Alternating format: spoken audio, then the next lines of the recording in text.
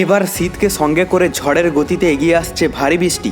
গত কয়েকদিন ধরে পরিষ্কার আকাশ থাকলেও এবার কিন্তু বড়সড় দুর্যোগ ঘনিয়ে আসছে বাংলার বুকে।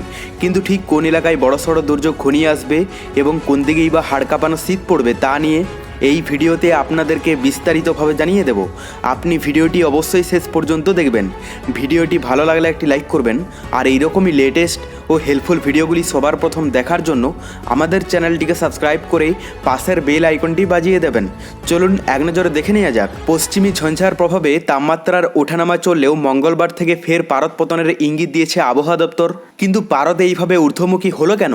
আবহাওয়াবিদরা জানিয়েছে, বঙ্গোপসাগরের নিম্নচাপের জেরে রবিবারের ভোরের দিকে আকাশে মেঘ জমতে শুরু করে, বাতাসে আর্দ্রতার পরিমাণও বাড়তে থাকে। সেই কারণেই পারদ ঊর্ধ্বমুখী। যদিও এখন নিম্নচাপ একেবারেই সরে গিয়েছে বলে খবর, তাই শীতের পথে কাটা আর কেউ নেই। মকর সংক্রান্তির দিন থেকে দক্ষিণবঙ্গে শীতের দাপট বাড়বে এবং মাঘের শুরুতে জমিয়ে ব্যাটিং করবে ঠান্ডা। কলকাতার সর্বনিম্ন তাপমাত্রা 15 ডিগ্রির আশেপাশে থাকলেও বুধবার থেকে তা আরও কমার সম্ভাবনা রয়েছে। শুষ্ক আবহাওয়ার পাশাপাশি সকালের দিকে হালকা কুয়াশা থাকলেও বৃষ্টির কোনো সম্ভাবনা নেই। অন্যদিকে উত্তরবঙ্গের জেলাগুলিতেও ঘন কুয়াশার সতর্কতা জারি করা হয়েছে। দার্জিলিং, জলপাইগুড়ি ও কোচবিহারের দৃশ্যমানতা 50 মিটারের নিচে নামতে পারে। উত্তর দিনাজপুরে শীতল দিনের পরিস্থিতি থাকলেও মকর সংক্রান্তিতে ফের কনকনে ঠান্ডা অনুভূত হবে। পশ্চিমের জেলাগুলোতে তাপমাত্রা 7 থেকে 10 ডিগ্রির ঘরে নামবে।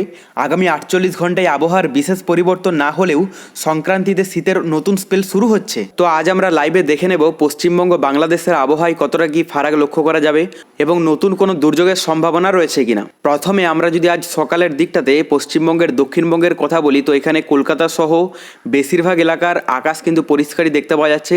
কোথাও সেই রকমভাবে বৃষ্টির সম্ভাবনা নেই সকালের দিকটাতে।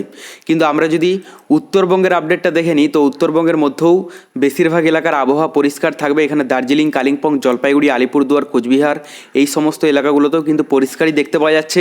সেই সঙ্গে বাংলাদেশের মধ্যে সমুদ্র উপকূলবর্তী এলাকা এবং ভিতরের মধ্যেও কোথাও কিন্তু সেরকমভাবে দুর্যোগপূর্ণ আবহাওয়া নেই। এবং দুপুরের দিকটা আমরা যদি দেখে নিই, দুপুরের দিকের মধ্যে খুব একটা চেঞ্জেস লক্ষ্য করা যাচ্ছে না, আর রাতের দিকেও কিন্তু একই থাকবে। মানে আজ সকাল থেকে রাত পর্যন্ত পশ্চিমবঙ্গ সহ বাংলাদেশের কোথাও কিন্তু বৃষ্টির সম্ভাবনা দেখতে পাওয়া যাচ্ছে না। সম্পূর্ণ আকাশ পরিষ্কার থাকবে এবং বঙ্গোপসাগরেও সেই রকম কিন্তু দুর্যোগপূর্ণ আবহাওয়া নেই। গত কয়েকদিন আগে শ্রীলঙ্কা উপকূলের কাছাকাছি এলাকাতে দুর্যোগপূর্ণ আবহাওয়া ছিল, কিন্তু এই মুহূর্তে সেটিও অনেকাংশেই কেটে গেছে। এরপর আমরা মেঘলা আকাশটা দেখে নেব যে কোথাও বৃষ্টির সম্ভাবনা না থাকলেও কোথাও কি মেঘলা আকাশ থাকতে পারে। এখানে দক্ষিণবঙ্গের আপডেটটা যদি আমরা দেখি, দক্ষিণবঙ্গের মধ্যে কোথাও মেঘলা আকাশ দেখতে পাওয়া যাচ্ছে না, সম্পূর্ণ আবহাওয়া পরিষ্কার। এবং উত্তরবঙ্গের মধ্যেও সেই রকম কিন্তু ইফেক্ট নেই। দার্জিলিংয়ে কিছুটা হালকা মেঘলা আকাশ থাকতে পারে, পরিমাণে অনেকটাই কম, এবং বাদবাকি এলাকাগুলোর আবহাওয়া সম্পূর্ণই পরিষ্কার থাকবে। আর বাংলাদেশের মধ্যে সমুদ্র উপকূলবর্তী এলাকা এবং ভিতরের এলাকার মধ্যে খুব একটা ইফেক্ট নেই। মোটামুটি পশ্চিমবঙ্গ বাংলাদেশের সমস্ত এলাকার আবহাওয়া পরিষ্কার বলা যেতে পারে। এখানে শুধুমাত্র সুনামগঞ্জ, নেত্রকোনাতে হালকা মেঘের একটা স্পট পড়তে দেখতে পাওয়া যাচ্ছে, বাদবাকি এলাকার আকাশ সম্পূর্ণ পরিষ্কার থাকবে। আর দুপুরের দিকে খুব একটা চেঞ্জেস নেই। মোটামুটি এখানে সমুদ্র উপকূলবর্তী এলাকার মধ্যে চট্টগ্রাম, বাঁশখালী, এদিকে কুতুবদিয়া, কক্সবাজার, টেকনাফ এগুলোতে হালকা মেঘলা আকাশ থাকবে। বাদবাকি পশ্চিমবঙ্গ বাংলাদেশের সমস্ত এলাকার আবহাওয়া সম্পূর্ণই পরিষ্কার। আর রাতের দিকে খুব একটা পরিবর্তন লক্ষ্য করা যাচ্ছে না, অলমোস্ট সেমই থাকবে। মোটামুটি শুধুমাত্র সমুদ্র উপকূলবর্তী এলাকাগুলোতে হালকা ইফেক্ট পড়তে দেখতে পাওয়া যাচ্ছে, পরিমাণে অনেকটাই কম। এর থেকে কোনো রকমভাবেই বৃষ্টির সম্ভাবনা নেই। আমরা তাপমাত্রাটা দেখে নেব।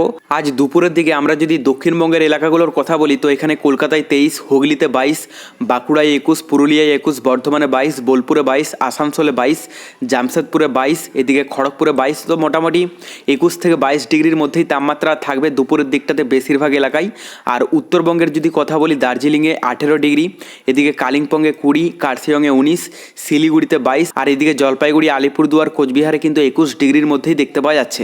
বাংলাদেশের কথা বলতে গেলে সমুদ্র উপকূলবর্তী এলাকার মধ্যে এখানে চট্টগ্রামে 25, কুতুবদিয়ায় 21, কক্সবাজারে 22, আর এদিকে টেকনাফে 25 ডিগ্রি থাকবে।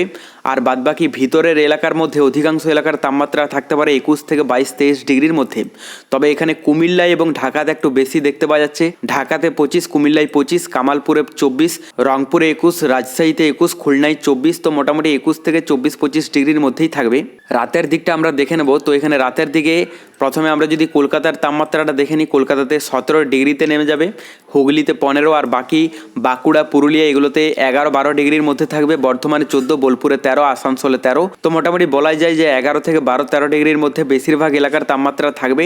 আর কলকাতাতে একটু বেশি থাকবে, 17 ডিগ্রি সেলসিয়াস। বাকি উত্তরবঙ্গের মধ্যে দার্জিলিংয়ে 8 ডিগ্রিতে নেমে যাবে, কালিম্পংয়ে 8, কার্শিয়ংয়ে 12, আর এদিকে আলিপুরদুয়ার, কোচবিহার, জলপাইগুড়িতে 13 ডিগ্রির মধ্যে দেখতে পাওয়া যাচ্ছে।